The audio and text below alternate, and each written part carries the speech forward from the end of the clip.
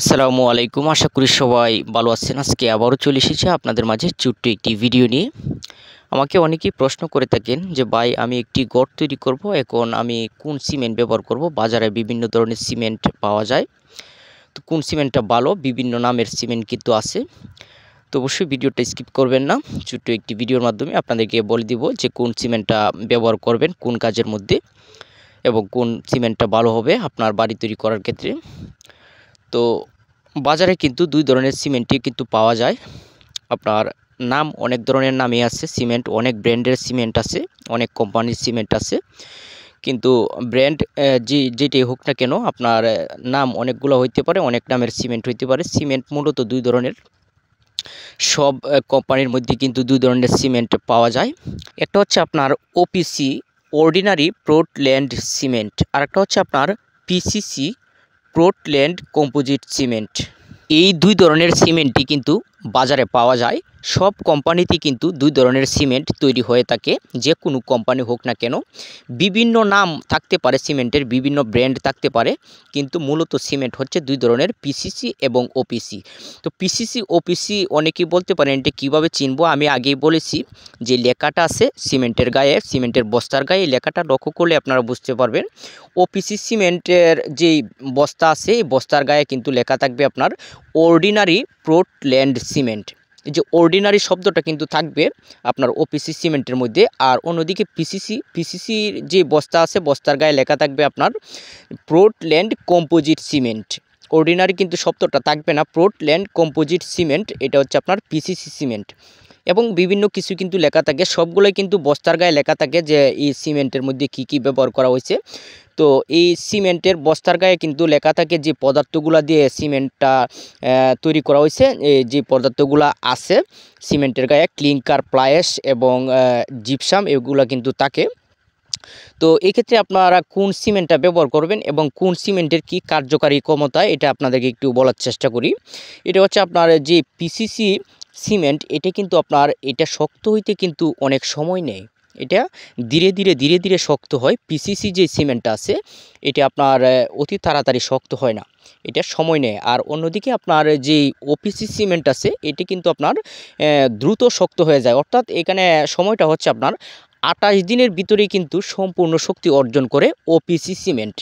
OPC যে সিমেন্টটা আছে এটা কিন্তু 28 দিনের ভিতরেই কিন্তু সম্পূর্ণ শক্তি অর্জন করে। যে কোনো কোম্পানির সিমেন্ট হোক না কেন কার্যকারী ক্ষমতা কিন্তু একই হবে, হয়তো একটু 19-20 হইতে পারে, কিন্তু একই সিমেন্ট, একই কার্যকারী ক্ষমতা কিন্তু একই হবে। এটা ব্র্যান্ড অনুসারে হয়তো একটু 19-20 হইতে পারে, কিন্তু মূলত কিন্তু একই বিষয় হবে। তো এখানে আপনার যে ওপিসি সিমেন্ট এটা 28 দিনের ভিতরে সম্পূর্ণ শক্তি অর্জন করে। আর অন্যদিকে পিসিসি সিমেন্ট এটা কিন্তু আপনার প্রায় 3 মাসের মতো সময় নেয় এটা সম্পূর্ণ শক্তি অর্জন করতে। তো এই ক্ষেত্রে আপনারা বলতে পারেন যে এটার শক্তি কি কম বেশি হবে কিনা। পিসিসি এবং ওপিসির মধ্যে শক্তি কখনোই কম বেশি হবে না। আপনার পিসিসি এটা সময় নিয়ে শক্ত হবে এবং ওপিসি দ্রুত গতিতে এটা শক্ত হয়ে যায় আর কি। তার যে ক্ষমতা এটা 28 দিনের ভিতরে কিন্তু এটা শক্ত হয়ে যায়। তো ওপিসি যে সিমেন্টটা আছে এটা মূলত কিন্তু ডালাইয়ের মধ্যে ব্যবহার করা হয়, কারণ আপনার যারা ছাদ ডালাই করে এবং কলাম ডালাই করে, যেগুলো শাটারিং করে যে কাজগুলো তৈরি করা হয়, অর্থাৎ এই শাটারিংগুলো কিন্তু দ্রুত সময়ের মধ্যে কিন্তু কুলার প্রয়োজন হয়, যার কারণে কিন্তু এখানে ওপিসি সিমেন্ট কিন্তু বেশিরভাগই কিন্তু ব্যবহার করা হয় কাজের মধ্যে। কনস্ট্রাকশনের যে কাজগুলো আছে, বাড়ির কাজগুলো আছে, রাজমিস্ত্রি কাজের ক্ষেত্রে ছাদ ডালাই অথবা আপনার বড় বড় কলাম কিংবা বিম, এগুলোর মধ্যে কিন্তু ব্যবহার করা হয় ওপিসি সিমেন্ট। আর পিসিসি সিমেন্ট ব্যবহার করা হয় প্লাস্টার গাঁথুনি এবং নিচের প্লট ডালাইয়ের মধ্যে। এখানে আরেকটি বিষয় অনেকেই প্রশ্ন করতে পারেন যে সিমেন্টের যে দাম কিন্তু কম বেশি হয়, 10 টাকা, 20 টাকা, 30 টাকা কিন্তু বেশ কম হয়।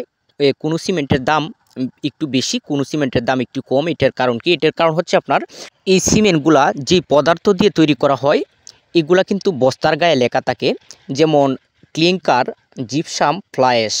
তো এই পদার্থ থাকে বস্তার গায়ে লেখা থাকে। তো এখানে আপনার ক্লিংকার যেই সিমেন্টের মধ্যে বেশি থাকে এই সিমেন্টের কিন্তু দাম একটু বেশি হয়, 20 টাকা 30 টাকা বেশি হইতে পারে, 10 টাকা বেশি হইতে পারে।